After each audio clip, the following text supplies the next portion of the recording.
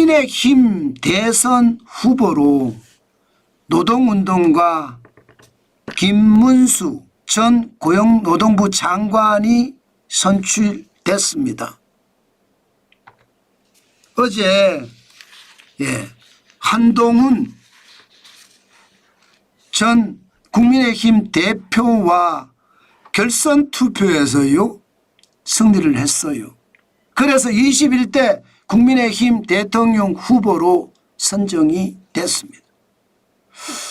야, 이게 경선에 대한 최종 득표율을 보면 기본적으로 당원 투표 50%, 국민 여론조사 50% 이렇게 반영해서 산출을 했거든요.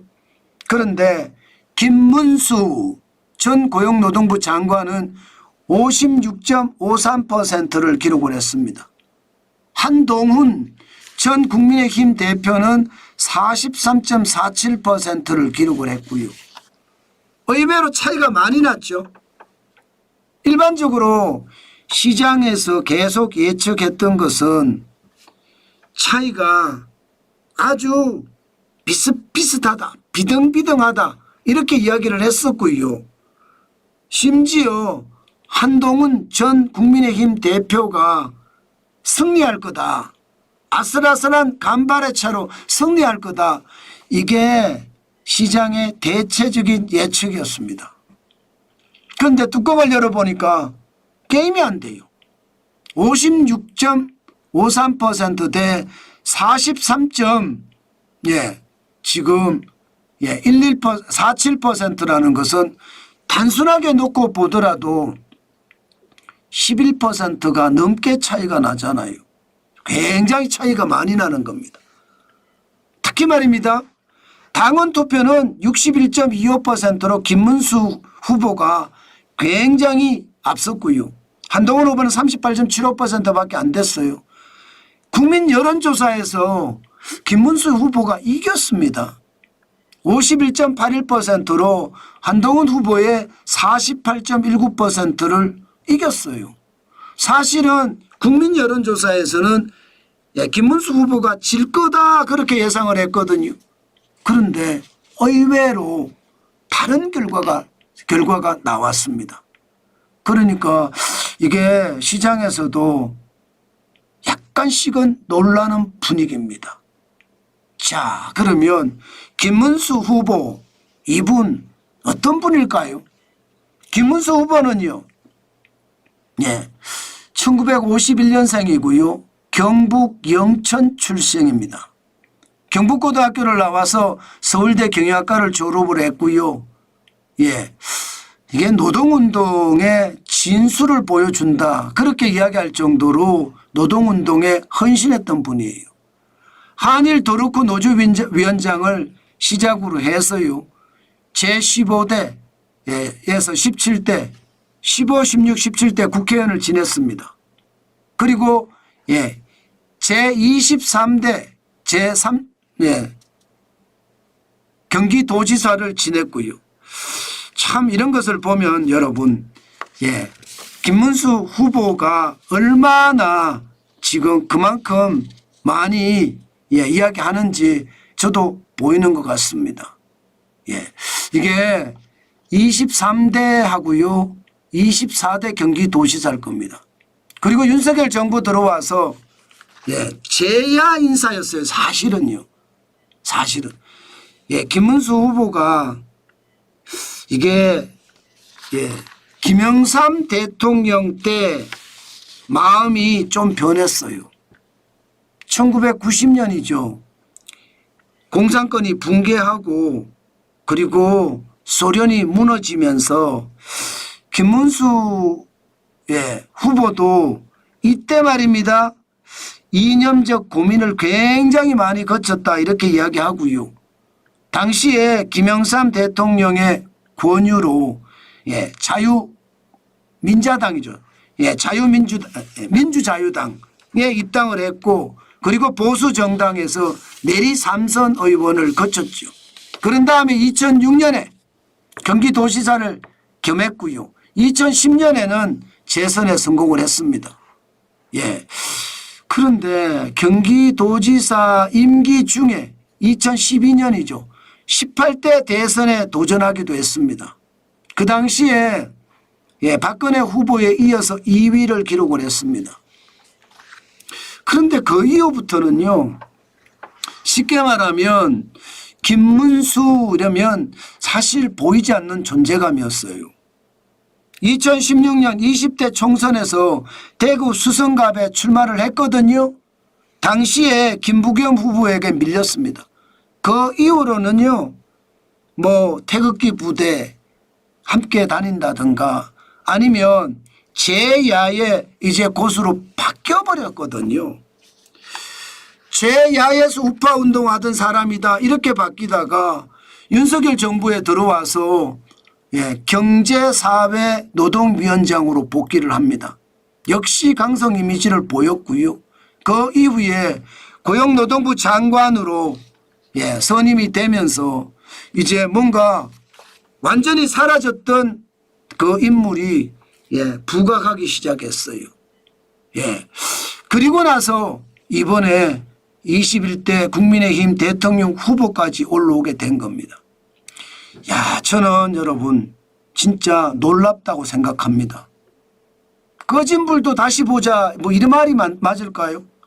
김문수 후보가 사실 국민의힘 대선 후보가 될 줄은 아마 웬만한 사람들은 생각하지 못했을 거예요. 그럼 왜 이렇게 국민들의 열화와 같은 지지를 받느냐? 기본적으로 윤석열 대통령의 탄핵 때 말입니다. 국회에서 있었던 일 때문입니다. 국회에서 그랬잖아요. 민주당 의원들이 정부 국무위원들 다 사과해라. 사과 인사 국민에게 드려라. 자리에서 일어나라 하고 민주당 의원들이 이야기를 했을 때 딱 한 사람만 고용노동부 장관만 꼿꼿이 앉아 있었습니다. 나머지는 죄송하다 뭐 이런 이야기도 하고요. 어떤 사람은 내 코가 석자인데 뭐 이런 얘기도 하고요. 뭐 윤석열 대통령에 대한 신경을 쓸 겨를이 없다 이런 뜻이죠. 참 웃기는 이야기긴 하지만요. 그런데 거기서 꼿꼿이 앉아 있으면서 아마도 말입니다. 국민들에게 각인이 됐던 거죠. 그래서 왜 앉아 있었냐 이랬더니 하는 말이 아니 국무위원도 인격권이라는 게 있다.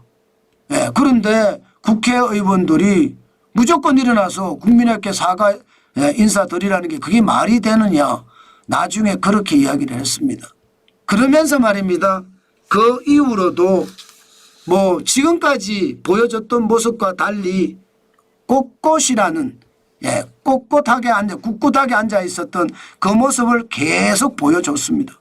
그래서 국민의힘 대선 후보까지 됐다 이렇게 이야기할 수는 있습니다. 그렇지만 경제를 살릴 수 있을 거냐 여기에 대해서는 진짜 많은 생각을 해봐야 될 것 같아요. 왜냐하면 고용노동부 장관 시절 제가 여러분들에게 말씀드렸습니다. 5인 미만 사업장에 근로기준법 적용시킨다 이 말 했었거든요. 사실 지금 5인 미만 사업장이라는 게 자영업자 내지는 소상공인이거든요. 여기 진짜 죽어나고 있습니다. 여기에는요 법정 근로시간 주 52시간제 안 지켜도 됩니다. 연장 휴일 야간 수당 뭐 그렇게 안 지켜도 돼요. 부당해고 구제 신청도 가능하고요. 육아휴가 생리휴가나 연차휴가도 안 줘도 됩니다. 면제 대상이죠. 그런데 사실 고용노동부 장관 시절 5인 미만 사업장에도 근로기준법을 도입하겠다 이런 이야기를 했었습니다. 그러면서 말입니다. 자영업자들의 원성을 샀던 거는 사실이고요. 안 그래도 최저임금이나 주 52시간제 때문에 자영업자들이 다 죽어가고 있는 상황에서 5인 미만 사업장에도 근로기준법을 적용을 한다고 하니까 사실 깜짝 놀라기도 했습니다. 아시겠지만 5인 미만 사업장이 결코 적지 않아요. 2021년 기준으로 사업체만 123만입니다.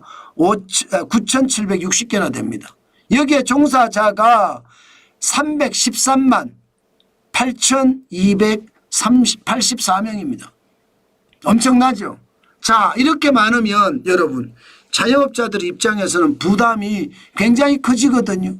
지금 예를 들어 사업장 중에 4명 고용하는데 이러면 연간 추가 비용으로 1,600만 원 이상 들어갑니다. 가산임금을 줘야 되니까. 그 가산임금이라는 게 결국은 법정 근로시간이나 연장 휴일 야간 수당이나 뭐 유급 생리휴가 연차휴가나 이걸 주면 그만큼 난리가 난다는 거죠. 근로기준법 이거 정확하게 지키는 게 맞다고 생각해요. 그러나 여건을 감안을 해야 되거든요. 왜 지금까지 여러분 근로기준법을 5인 미만 뭐 30인 미만에서 이것도 내려온 거예요. 안 지키게 만들었을까? 그 생각을 해봐야 되거든요. 저는 이런 걸 보면 노동운동가기 때문에 노동법에 대해서 진짜 강하게 이야기하고 있는 것은 맞지만 현실을 제대로 감지하고 현실에 대한 생각을 많이 해야 된다. 저는 그 말씀 꼭 드리고 싶고요. 또 하나 어제 외신 기자 간담회에서 기자회견에서 내용을 이야기한 걸 보니까 자유민주주의와 시장경제를 지키는 일이라면 뭐든 다 하겠다 이렇게 이야기를 하더라고요. 좀 변해진 모습을 보이는 것은 사실이거든요. 그러면서 주 52시간제나 중대재해기업처벌법에 대한 이야기도 아주 강하게 민주당이 경제를 옥죄는 법만 지금 만들어서 경제가 이렇게 이 모양 됐다 이런 이야기까지 곁들이는 걸 봐서는 앞으로 어떤 정책이 나올란지 어떤 공약이 나올란지 우리는 예의주시하면서요. 그 예의주시가 자유민주주의와 시장경제를 계속해서 추구하는 일이라면 우리도 지지를 해 주는 것은 맞습니다. 누구라도 마찬가지. 누구라도. 자유민주주의와 시장경제를 끌고 간다 이러면 저는 무조건 지지합니다. 무조건. 그게 누구라도 말입니다.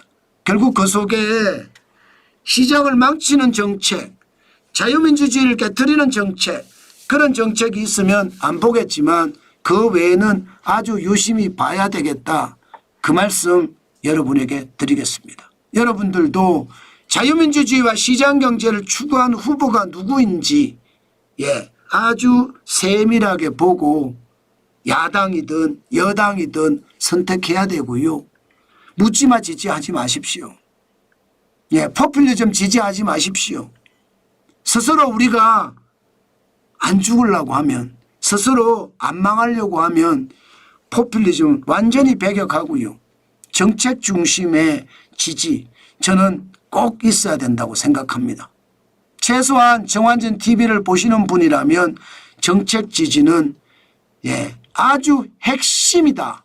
저는 그렇게 말씀드리고 싶습니다.